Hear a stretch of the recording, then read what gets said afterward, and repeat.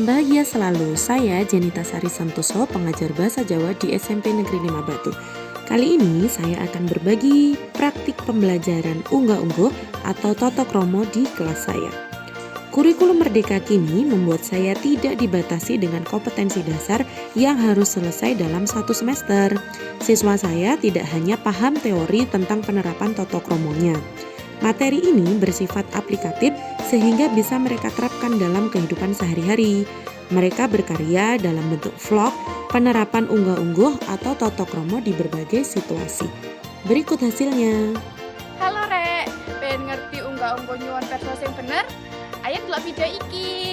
Siang Pak Rino dan Hatimin Perso. Jadi Salva lumpuh ini. Oh, ini lho, nah niku sama ngalo itu kalau mati dari itu sama siapa. Penerapan unggah-ungguh ini tidak hanya berhenti dalam pembelajaran di dalam kelas atau hanya lewat vlog karya anak-anak. Kita harus mengawal mereka menerapkan unggah-ungguh ini dalam kehidupan sehari-hari. Salam Kurikulum Merdeka.